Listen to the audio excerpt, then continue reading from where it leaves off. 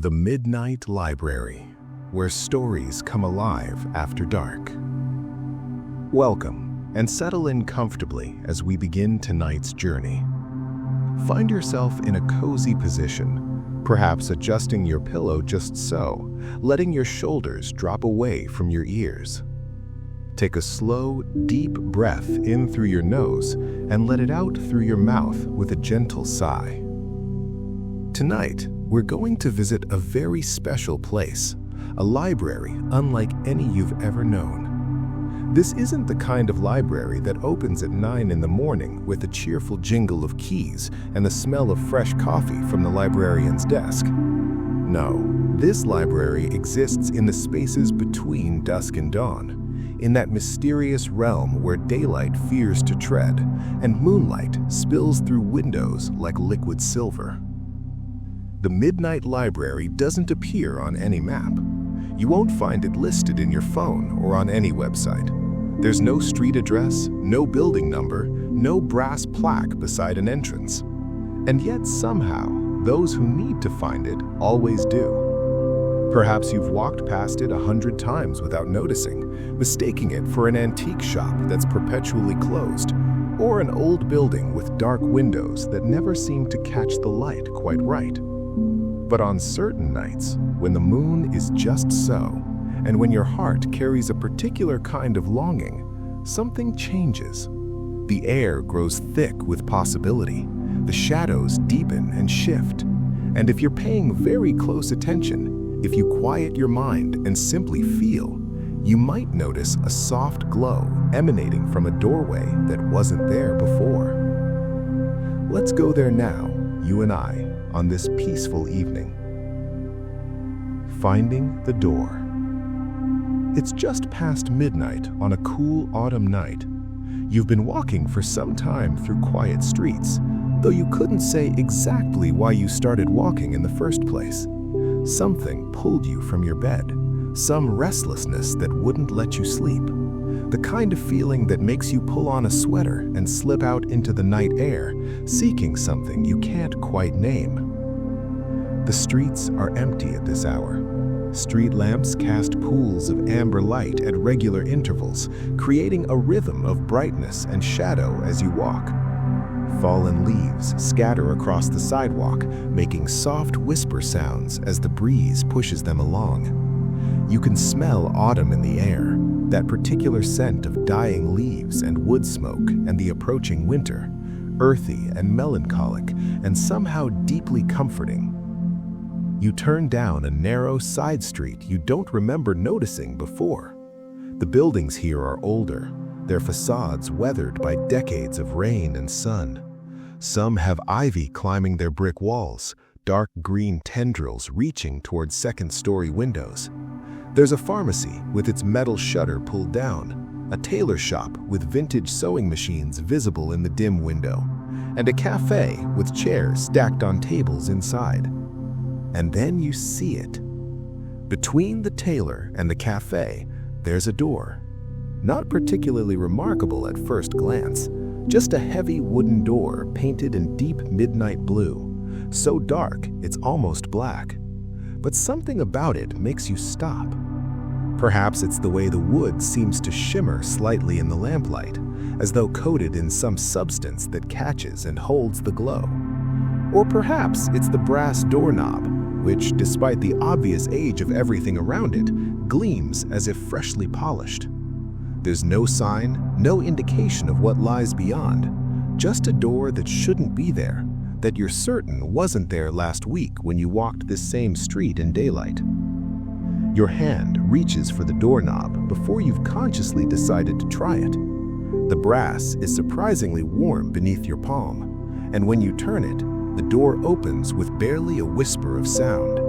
No creaking hinges, no resistance, just a gentle swing inward, releasing a breath that smells of old paper and candle wax and something else, something indefinable. Magic, perhaps, if magic has a scent. You step inside. The entry hall. The moment you cross the threshold, everything changes. You're standing in an entry hall lit by dozens of candles. They float in the air at various heights, their flames perfectly still despite the gentle current of air from the closing door behind you. The warm golden light flickers across walls lined with dark wood paneling, and you can see bookshelves everywhere, even here in this transitional space. Books of every size and color, their spines creating a patchwork of textures and hues. The floor beneath your feet is made of worn stone tiles, smooth from countless footsteps over what must be centuries. Each tile has been fitted so precisely to its neighbors that you can barely see the seams. Some are lighter gray, others darker, creating a subtle pattern that seems almost intentional, like a path you're meant to follow. The air itself feels different here, heavier somehow, more substantial, as if you could reach out and touch it. And it's quiet in a way that goes beyond mere silence. It's the kind of quiet that exists in sacred spaces, in ancient churches or deep forests at dawn. A hush that invites contemplation, that makes you want to move slowly and speak in whispers. You take a few steps forward, drawn by a warm glow coming from an archway at the far end of the hall. Your footsteps make almost no sound on the stone floor. As you walk, you notice small details. A brass coat rack in the corner holding several old-fashioned cloaks. A small table with a bowl of what appears to be moonlight pooled into liquid form, giving off a soft luminescence. On the wall hangs a painting of a library, but the image seems to move slightly when you're not looking directly at it, books rearranging themselves on painted shelves. Through the archway, you can see the main room of the library opening up before you, vast and somehow impossible. The main reading room. You step through the archway and have to pause just to take it all in. The Midnight Library is enormous. The ceiling soars away above you, disappearing into shadow far beyond the reach of candlelight. But what you can see is breathtaking. The room is circular, or perhaps hexagonal. It's hard to tell with so many alcoves and wings branching off in all directions. Bookshelves line every wall, rising 3, 4, 5 stories high. Some of the upper shelves can only be reached by ladders that slide along brass rails, and you can see several of these ladders leaning at various angles, as if someone was just using them moments ago. The shelves themselves are made of rich, dark wood that gleams in the candlelight, mahogany perhaps, or walnut. Each one is packed tightly with books of every conceivable size and binding. Some are massive leather-bound tomes that would require 2 people to lift.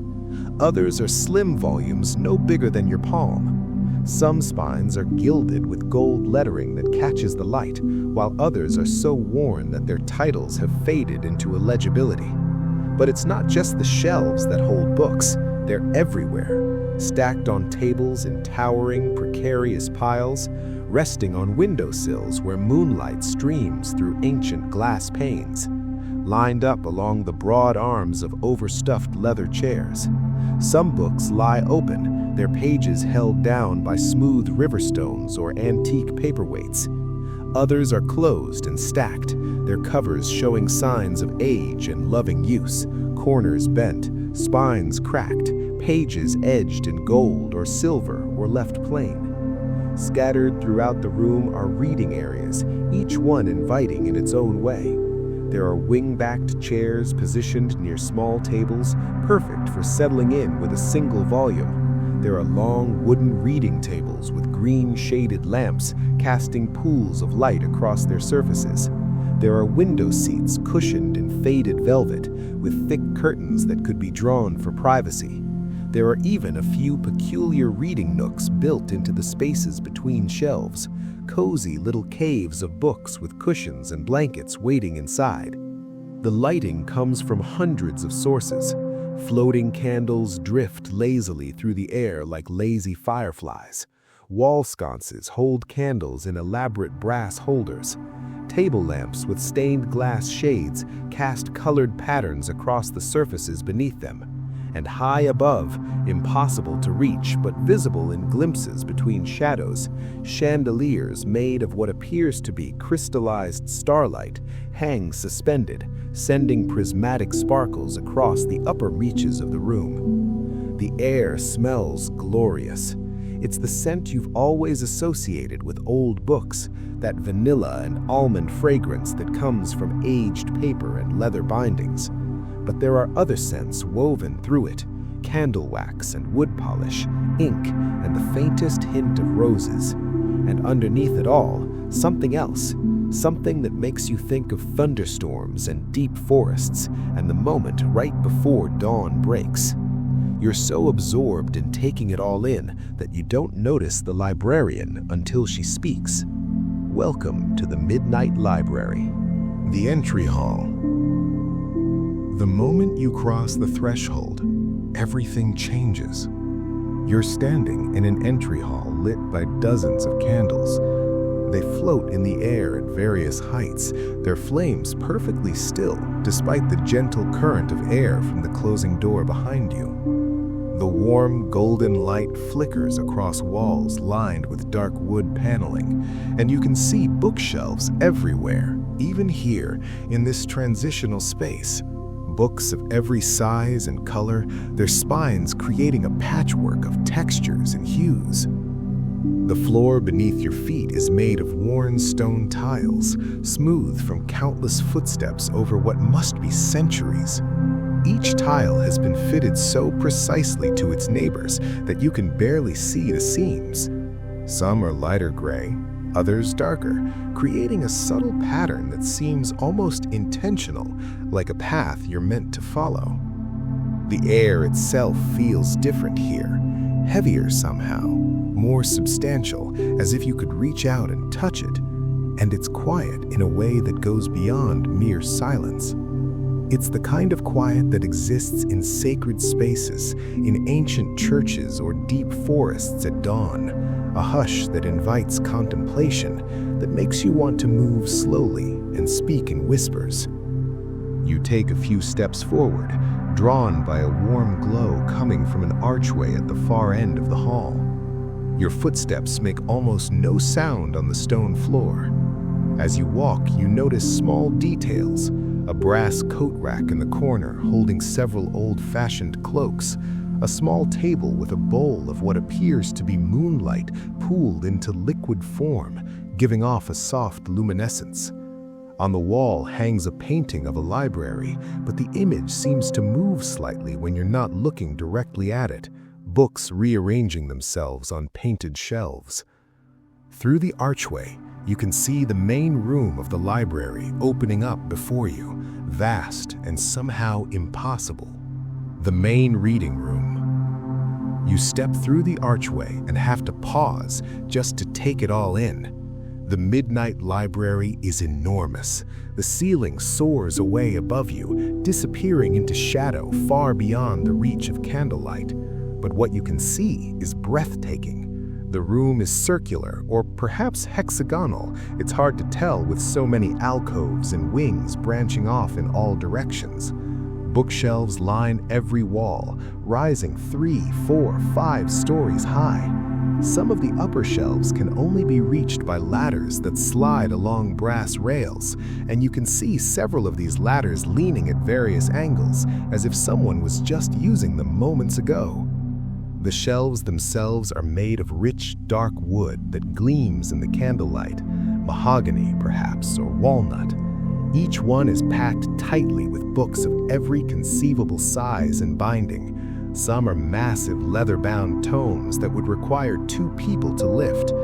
Others are slim volumes no bigger than your palm. Some spines are gilded with gold lettering that catches the light, while others are so worn that their titles have faded into illegibility. But it's not just the shelves that hold books, they're everywhere, stacked on tables in towering, precarious piles, resting on windowsills where moonlight streams through ancient glass panes, lined up along the broad arms of overstuffed leather chairs.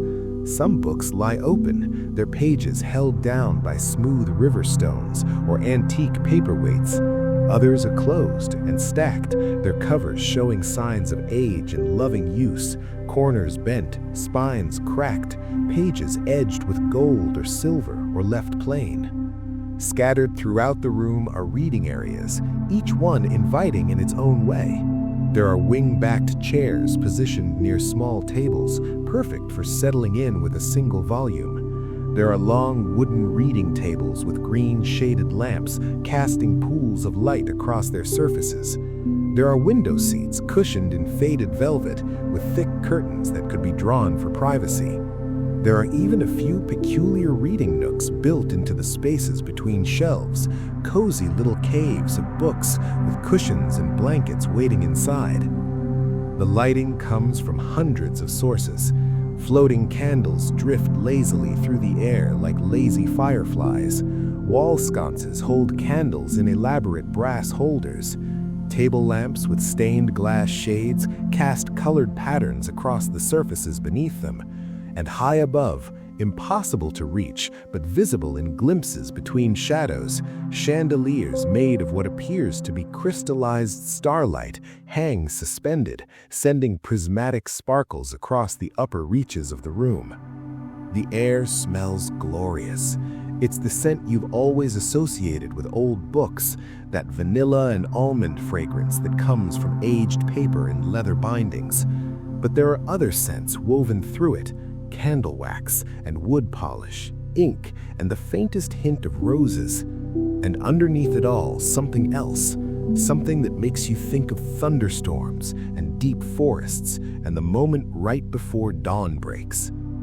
You're so absorbed in taking it all in that you don't notice the librarian until she speaks. Welcome to the Midnight Library. The geography of stories. The librarian leads you deeper into the main room, her shadow shawl trailing behind her like night itself. As you walk, you notice that the library seems to rearrange itself slightly. Passages that weren't visible before reveal themselves between bookcases.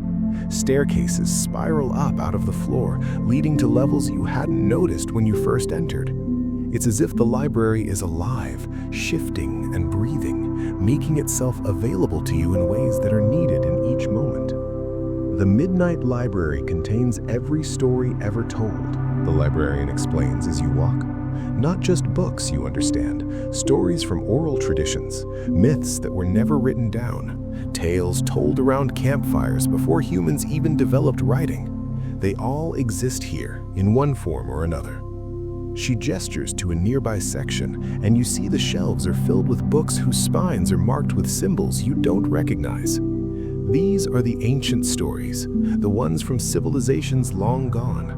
Sumerian epics, Egyptian myths, tales from cultures whose names are lost to history. At midnight, they wake up and remember themselves. You pass through this section slowly, and as you do, you hear sounds. Whispers in languages you don't understand, but that somehow feel familiar, like half-remembered dreams.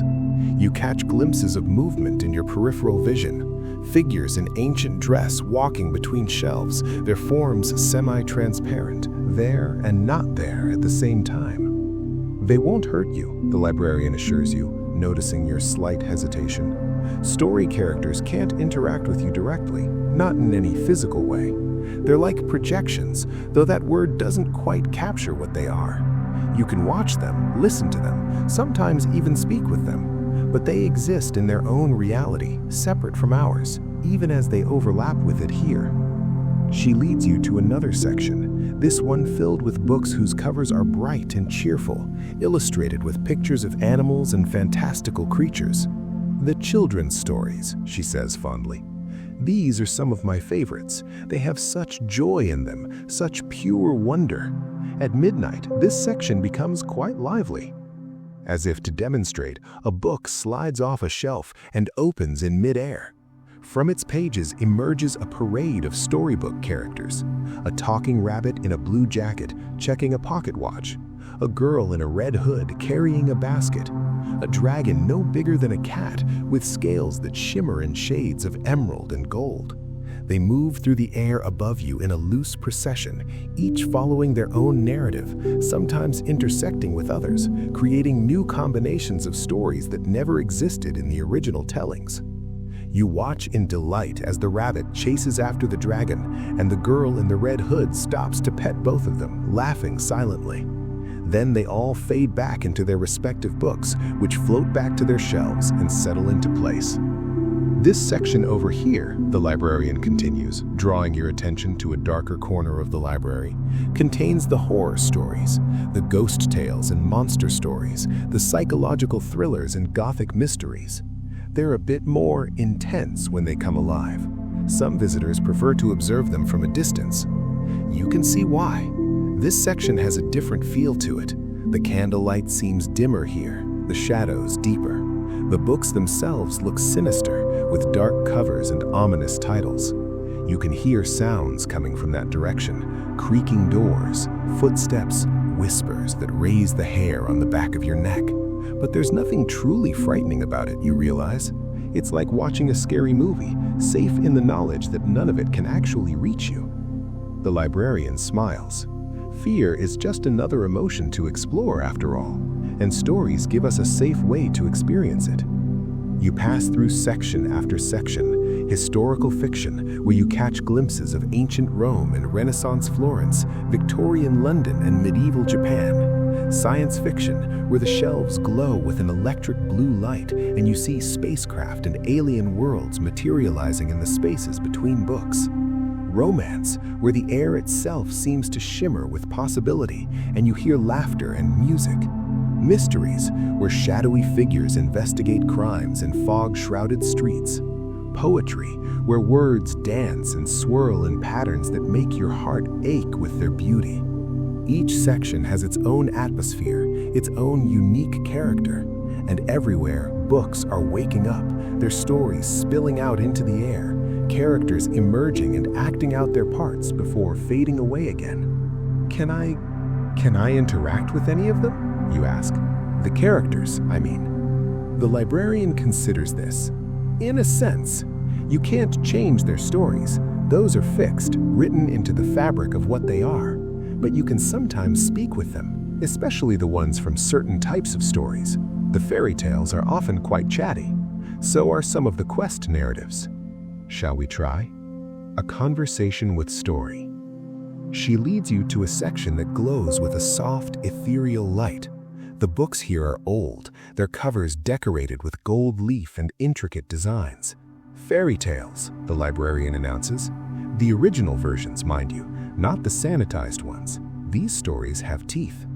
She selects a book seemingly at random, though you suspect nothing in this library happens by pure chance, and sets it on a nearby reading table. The cover shows a forest scene, all dark trees and winding paths, rendered in exquisite detail. This one is a personal favorite, a tale about a wanderer who seeks the Castle of Dreams. Let's see if its protagonist will speak with us. She opens the book, and immediately a figure begins to materialize above the pages. It's a woman, tall and graceful, wearing traveling clothes of deep green. She has dark hair braided down her back and eyes the color of amber. In one hand, she carries a staff carved with symbols that seem to shift and change as you look at them. The figure solidifies, becoming more real, more present than any of the others you've seen. She looks around, taking her surroundings with evident curiosity, and then her gaze lands on you. She smiles. "A new visitor," she says, and her voice is clear and bell-like, seeming to come from everywhere and nowhere at once. "Welcome. Are you seeking the Castle of Dreams as well?" You glance at the librarian, who nods encouragingly. Taking a breath, you decide to play along. "I am," you say. "Can you tell me where to find it?" The wanderer laughs, a sound like wind chimes. "Ah, but that's the question, isn't it? The Castle of Dreams can only be found by those who aren't looking for it. It appears when you've given up hope, when you've accepted that some things cannot be achieved. Paradoxical, I know, but the best magic is always that." "Have you found it?" you ask. "Many times, and I've lost it just as often. You see, the castle isn't a place, it's a state of being. It's that moment when you're caught between waking and sleeping, when the world is both real and not real, when anything seems possible. This library, for instance, this is very much like the Castle of Dreams, a place that exists and doesn't exist all at once. You find yourself nodding. The wanderer reaches out as if to touch your face, but her hand passes through you like smoke, leaving only a sensation of warmth. Keep searching, she tells you, but don't forget to rest along the way. Sometimes the journey is the destination, trite as that sounds. And then she begins to fade, her form becoming translucent. "Thank you," you call after her, "for the advice." "Thank you," she replies, her voice growing faint, "for reading, for remembering, for keeping the story alive." And then she's gone, dissolved back into the text on the pages before you. You realize your eyes are damp, though you couldn't say exactly why. You trail off, unable to find words. Yes, the librarian agrees, understanding without need for explanation. It always is. Come, there's more to see. The deeper mysteries. As you venture further into the library, you begin to notice something. The space doesn't follow normal physical laws. You've been walking for what feels like only a few minutes, but you've covered what should be miles of shelving. Staircases lead to levels that can't possibly exist in the building you entered. Windows look out onto vistas that change. Sometimes you see a starry night sky, sometimes a moonlit ocean, sometimes a city of light floating in darkness. "Where exactly are we?" you ask the librarian. She considers your question thoughtfully. "Everywhere and nowhere. The Midnight Library exists in the spaces between, in the cracks of reality. We're in your city, yes, but also in every city, in no city. We're in the world, but also outside it. Think of it as being in a fold in the fabric of existence." You pass by a section where the books glow with an inner radiance, their covers seeming to be made of compressed light. "These are the dream books," the librarian explains. "Stories that were never written down by any author, but were dreamed into being by countless sleepers over countless nights. Collective dreams that took on a life of their own. They're beautiful, but unstable. Sometimes they merge with each other, creating entirely new narratives. As you watch, you see dreams unfolding in the air. A city made of music, where buildings are constructed from symphonies and streets are paved with melodies. A garden where every plant is a different emotion, blooming and wilting in response to unseen thoughts. An ocean where memories swim like fish, darting and schooling, creating patterns of light beneath the surface."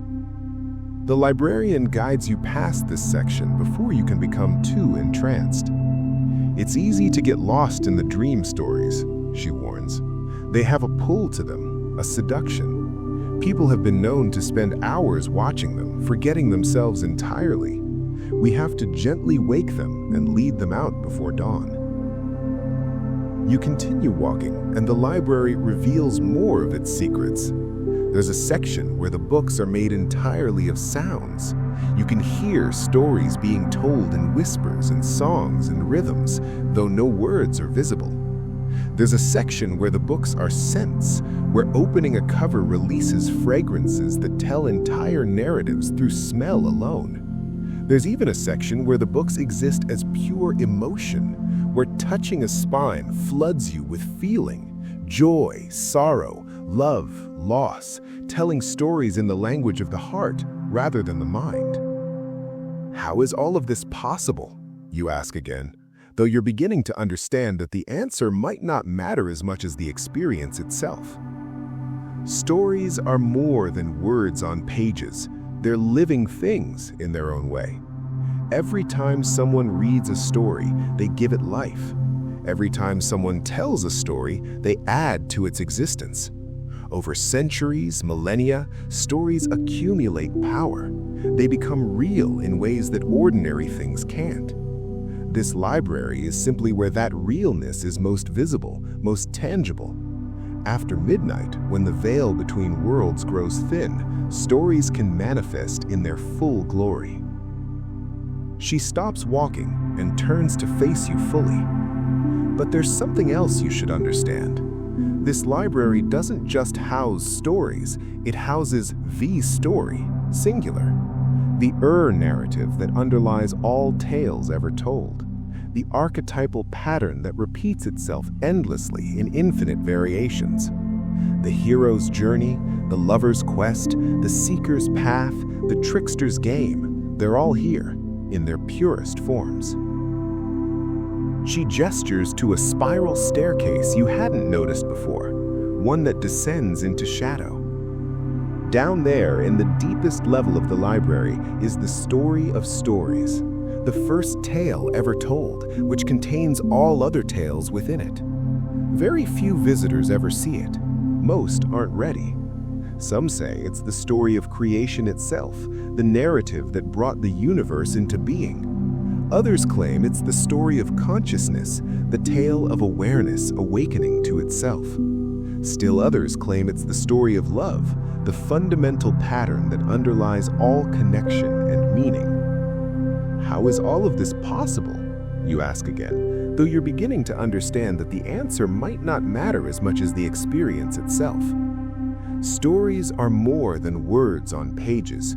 They're living things in their own way. Every time someone reads a story, they give it life. Every time someone tells a story, they add to its existence. Over centuries, millennia, stories accumulate power. They become real in ways that ordinary things can't. This library is simply where that realness is most visible, most tangible. After midnight, when the veil between worlds grows thin, stories can manifest in their full glory. She stops walking and turns to face you fully. But there's something else you should understand. This library doesn't just house stories, it houses the story, singular. The narrative that underlies all tales ever told. The archetypal pattern that repeats itself endlessly in infinite variations. The hero's journey, the lover's quest, the seeker's path, the trickster's game, they're all here, in their purest forms. She gestures to a spiral staircase you hadn't noticed before, one that descends into shadow. Down there, in the deepest level of the library, is the story of stories, the first tale ever told, which contains all other tales within it. Very few visitors ever see it. Most aren't ready. Some say it's the story of creation itself, the narrative that brought the universe into being. Others claim it's the story of consciousness, the tale of awareness awakening to itself. Still others claim it's the story of love, the fundamental pattern that underlies all connection and meaning. How is all of this possible? You ask again, though you're beginning to understand that the answer might not matter as much as the experience itself. Stories are more than words on pages. They're living things in their own way. Every time someone reads a story, they give it life. Every time someone tells a story, they add to its existence. Over centuries, millennia, stories accumulate power. They become real in ways that ordinary things can't. This library is simply where that realness is most visible, most tangible. After midnight, when the veil between worlds grows thin, stories can manifest in their full glory. The personal shelves. The librarian leads you to a part of the library you haven't seen yet. This section is quieter somehow, more intimate. The shelves here are smaller, the spaces between them narrower. The books themselves are different too. They're simpler, often hand-bound, with covers that look personal, unique. Every person who has ever lived has their own story, the librarian explains. These are the books of individual lives, the personal narratives that make up the greater story of humanity. They're not published, not shared widely, they're just lived. And yet they're no less important than the greatest epics or most famous novels. She runs her hand along a shelf, and the books seem to lean toward her touch. Your story is here somewhere, she says. Everyone's is. Growing and changing as you live, adding pages with each passing day. Would you like to see it? The thought makes you strangely nervous. Can I? Of course. It's yours, after all. She closes her eyes, and you sense rather than see her reaching out with some sense beyond the physical. After a moment, one of the books begins to glow. It slides out from the shelf and floats toward you. The cover is simple, bound in cloth that looks soft and worn. The color hard to define in the candlelight. Perhaps gray, perhaps blue, perhaps something in between.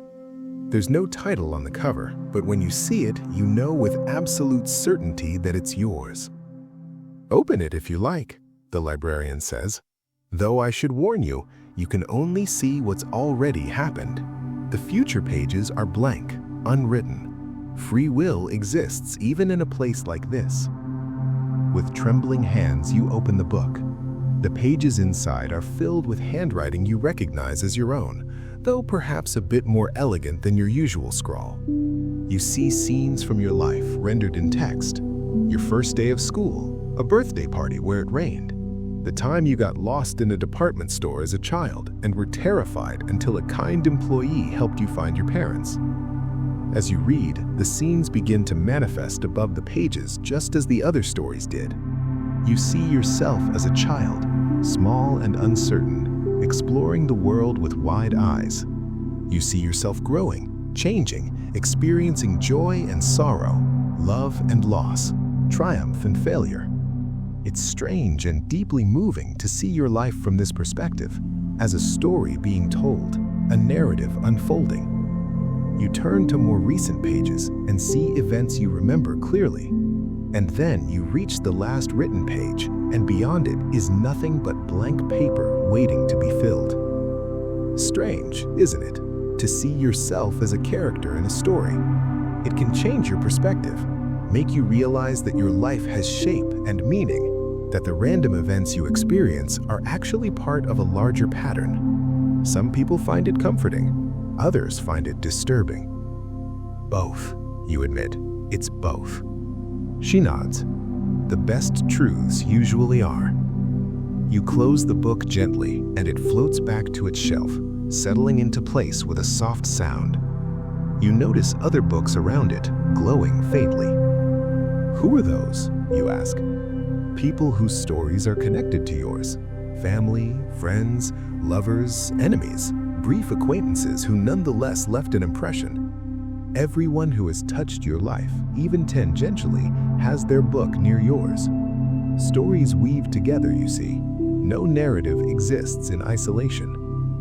Looking at those glowing spines, you feel a sense of connection, of belonging to something larger than yourself. Thank you, you tell the librarian, for showing me this. Of course, it's why the library exists after all, to remind people that they're part of the story, not separate from it, that their lives matter, that their experiences add to the great collective narrative of existence.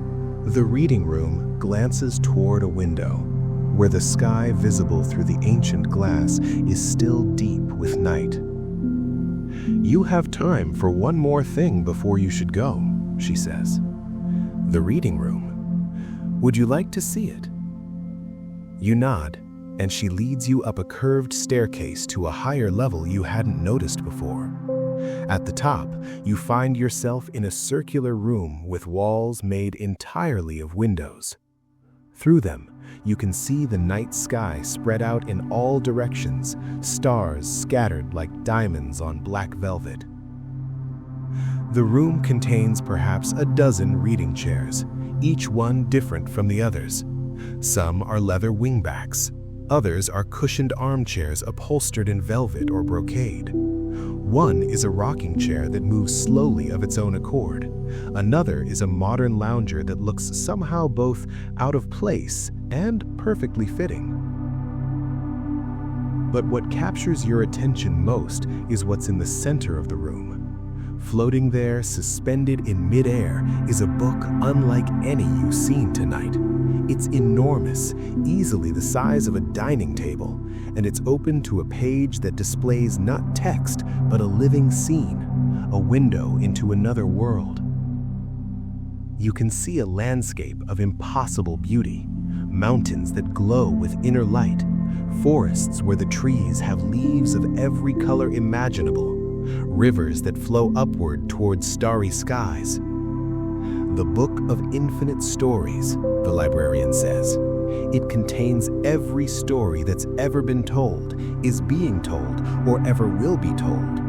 Every version, every variation, every possible outcome. You could read it forever and never see the same page twice. Can I? You gesture toward it hesitantly. Of course. Choose a chair, get comfortable. I'll leave you to read for a while. I'll come find you when it's nearly time to leave. She turns to go, her shadow shawl trailing behind her, and then pauses at the doorway. One more thing, she says. Whatever you read tonight, whatever stories you encounter, remember that they're all true. Perhaps not literally, not in the way everyday facts are true, but true in the way that matters most. True to the human heart, true to the experience of being alive, true to the great mystery we're all part of. Then she's gone, descending the stairs, and you're alone in the reading room with the Book of Infinite Stories. You choose a comfortable armchair, deep blue velvet with brass studs, and settle into it. The chair seems to mold itself to your body, supporting you perfectly. Through the windows, the stars shine steadily, and you feel a deep sense of peace settling over you. You gaze into the Book of Infinite Stories, and as you watch, the scene in its pages begins to change. New landscapes flow across its surface like water. New characters appear and act out their dramas. New beginnings lead to new middles, lead to new endings, lead to new beginnings again in an endless cycle.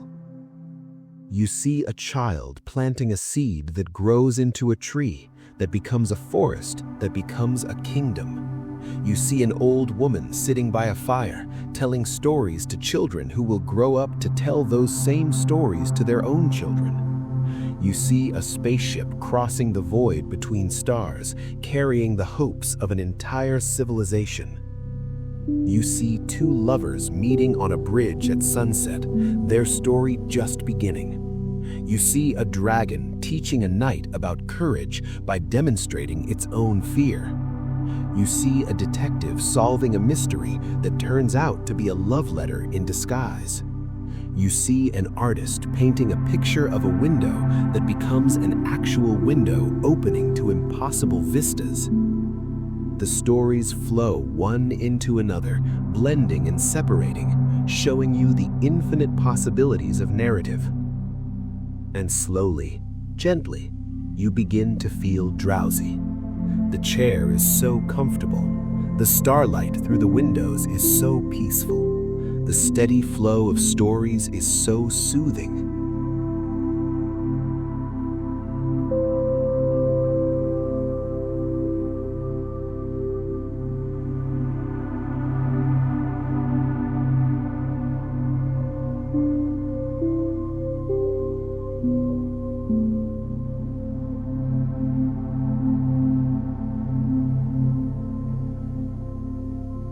As our journey together comes to an end tonight, I hope these stories brought you a sense of peace. If you enjoyed your time here at Snooze Stories, please consider liking this video and subscribing to our sleepy community. It truly helps us keep the magic alive. Until next time, sleep well and sweet dreams.